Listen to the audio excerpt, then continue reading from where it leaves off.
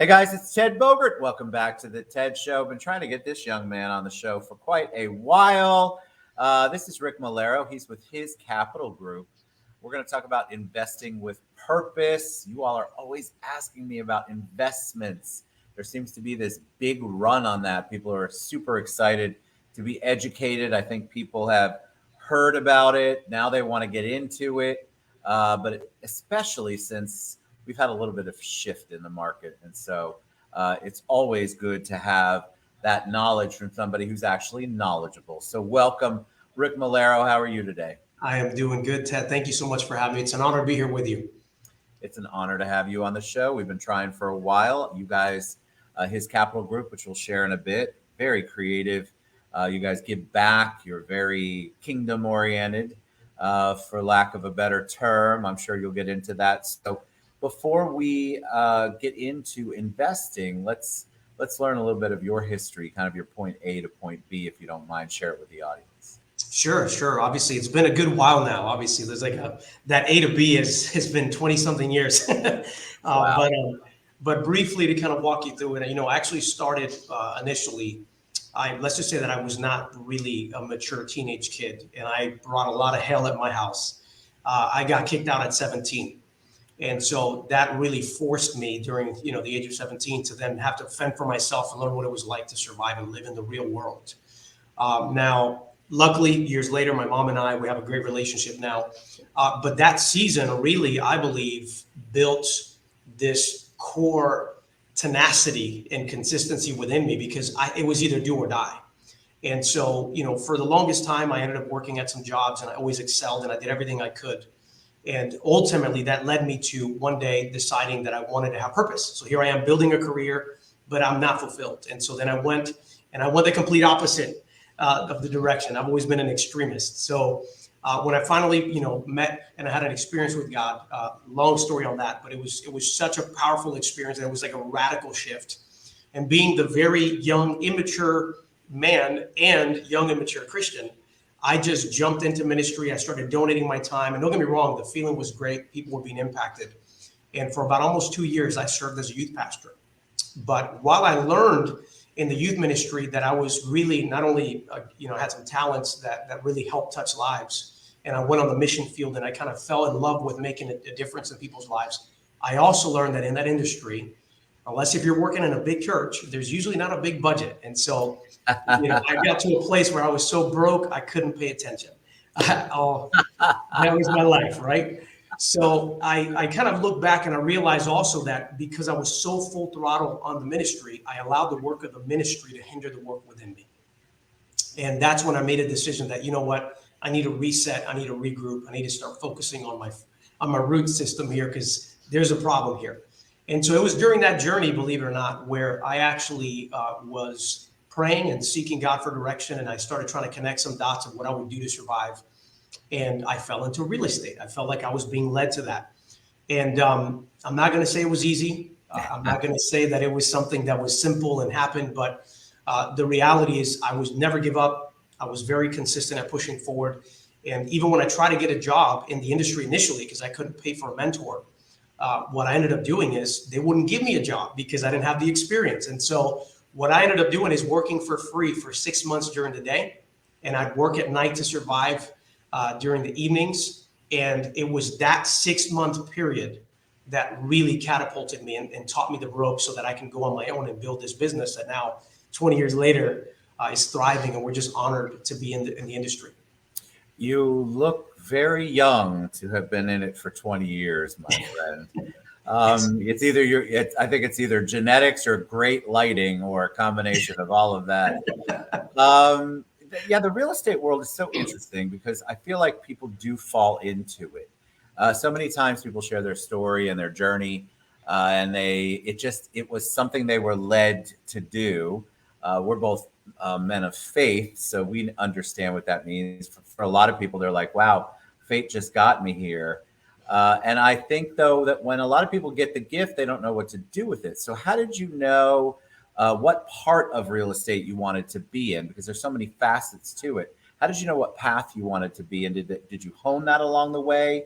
Because you obviously don't go from being led to being in real estate to having his capital group. There's Yeah. this sort of journey there. And I think a lot of people would love to hear that, because I think there are people on the cusp. People want to make a leap. They want to try to figure out what they want to do, but they just don't know what to do. Absolutely. Well, I mean, just look at it from the perspective. When I started, I had zero money, zero experience. So when I went to work with this guy as an intern, in essence, I became his acquisition guy. And so I started learning how to source great opportunities. So the very first step for me was learning how to negotiate, how to find deals, and then bringing it to a guy with the money. So in essence, I was wholesaling. And so the very first stage of my business was, number one, learning on somebody else's capital investment, what it meant to buy a right property, and kind of getting to that stage. Now, when I did it and I realized how much money I could make with it and that I really wanted to level up, I went relentlessly after it. And I went from doing a couple deals a month to almost 30 properties a month. That was back in 2005, 6, and 7.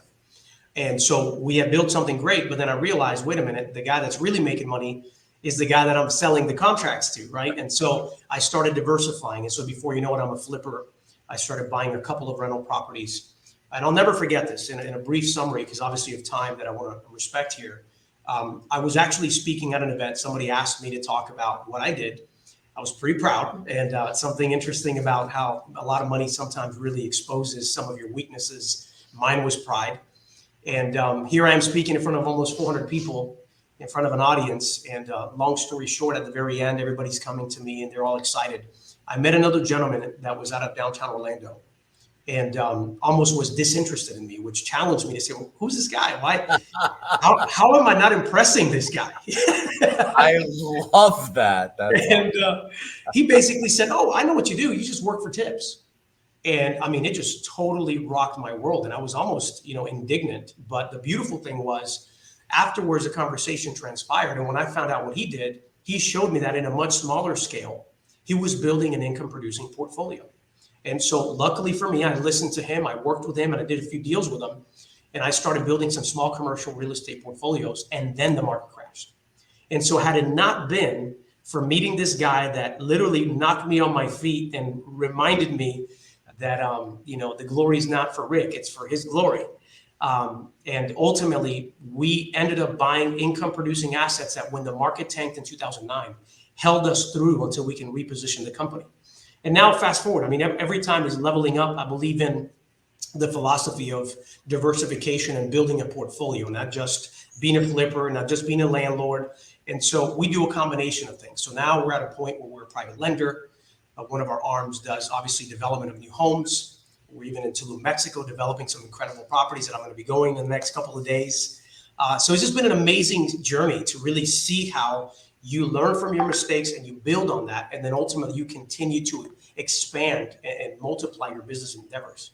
Yes, I love that. I love the indignant part, because I think we've all been there, right? Right. You're like, well, wait, I'm the guy, I'm the dude, I'm the guy in the room that everybody knows. And yet there's always somebody who's got a different perspective. And so if you have, age, I think, allows me to look at that a little better than I did back 20, 30 years ago, where I thought I was the dude, man. I walked into a room and everybody wanted to get my knowledge. But isn't it wonderful to be in a room? God is so amazing to lead you to people who are supposed to be part of your purpose.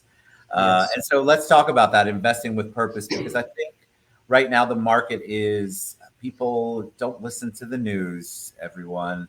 The world is not crashing. I feel like there are still amazing opportunities out there. And investing seems to be at the top of everyone's mind. They just don't know how to do it. And I think that they haphazardly do it because they don't have the tools or the resources or the people to do it with. So let's talk about it. You chose the title, Investing with Purpose. What does that mean? Absolutely. Well, I think one of the biggest things that I've learned in my career, and again, I can tell you of cases and cases of my failing forward moments. But what I have learned is that investing is all about setting yourself free so that you have financial freedom. That's really, if you think about it, that's what we're trying to do, is we're trying to find a way that we stop working for dollars and we start allowing the dollars to work for us. Why? So that we can be free to do what we want. And so one of the things that I learned in this journey is that if you really want to integrate purpose with your specific strategy.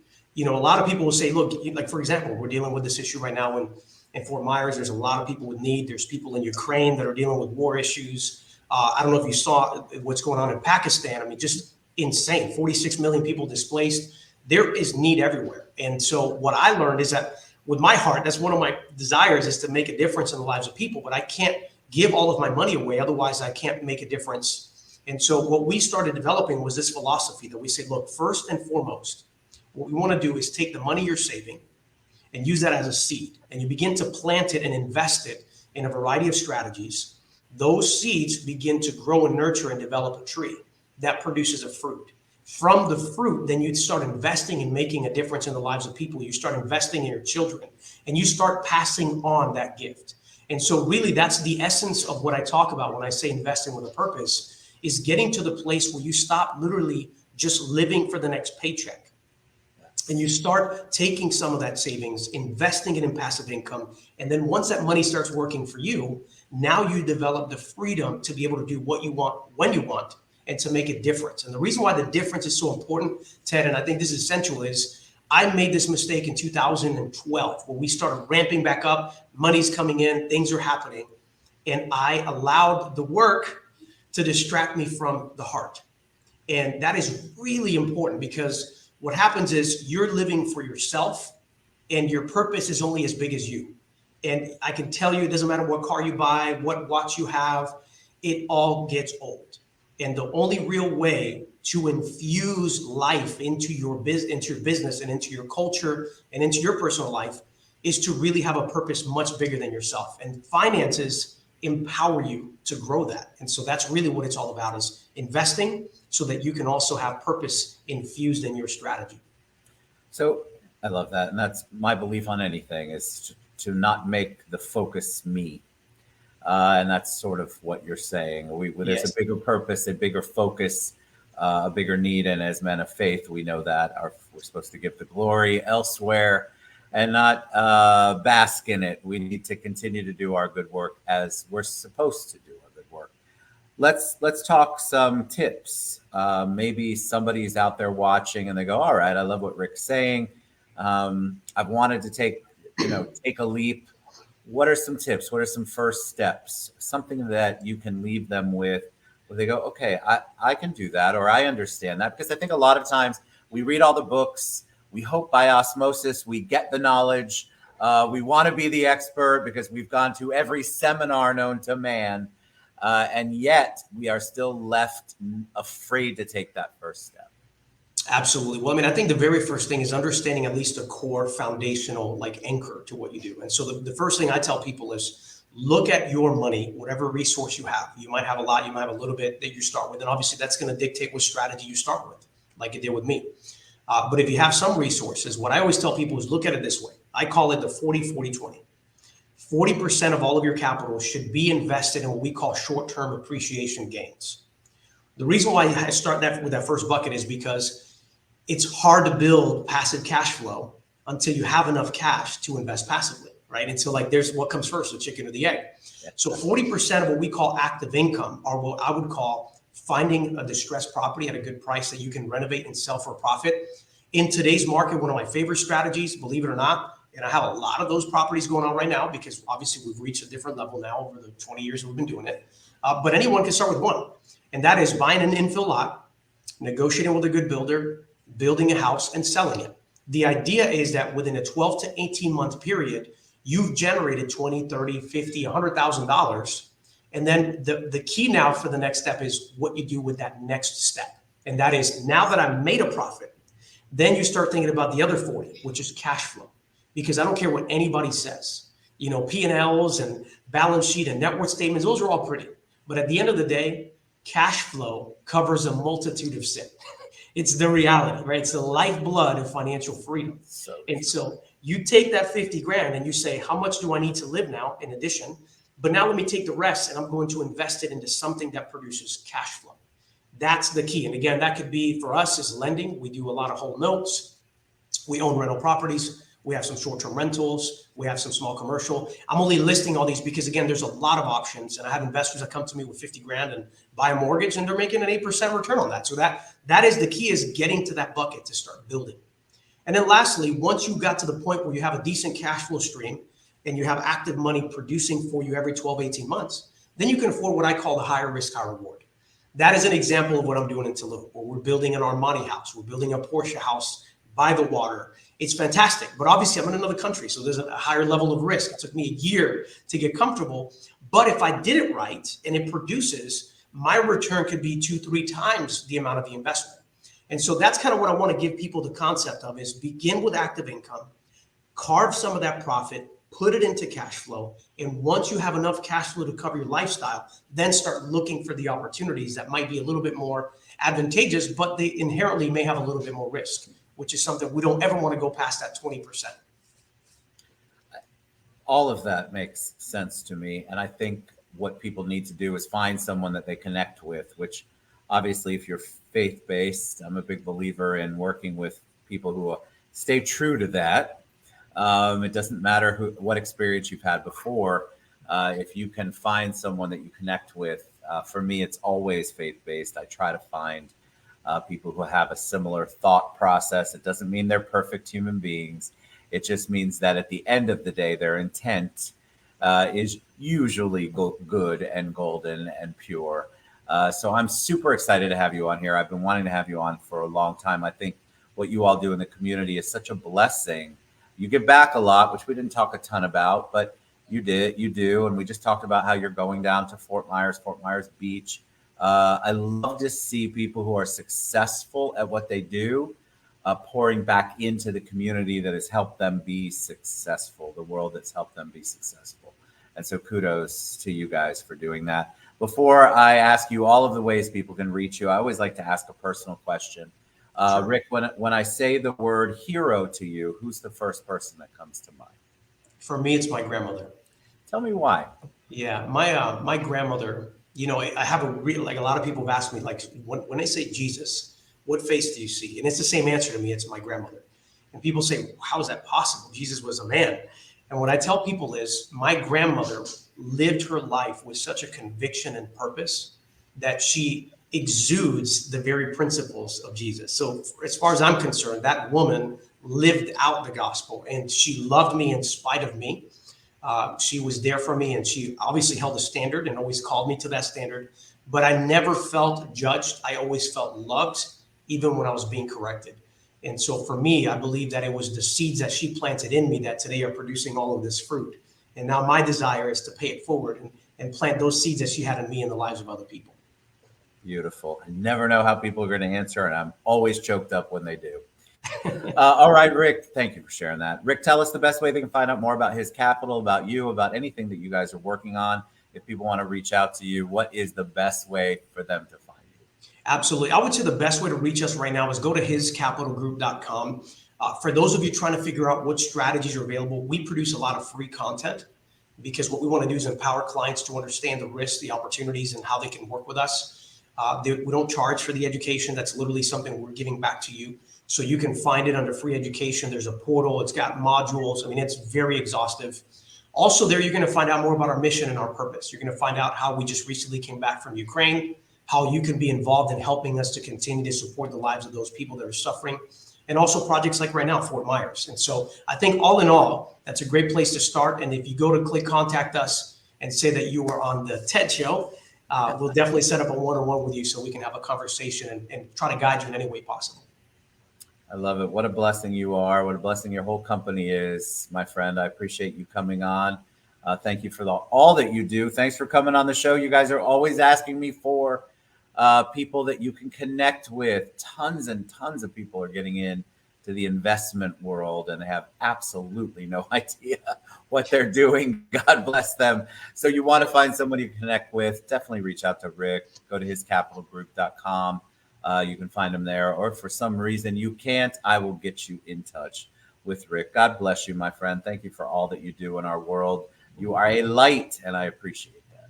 Thank you so much, Seth. What a pleasure being here with you today. Thank you. Such a pleasure. We did it. All right, guys. Hiscapitalgroup.com. Check it out. We'll see you soon.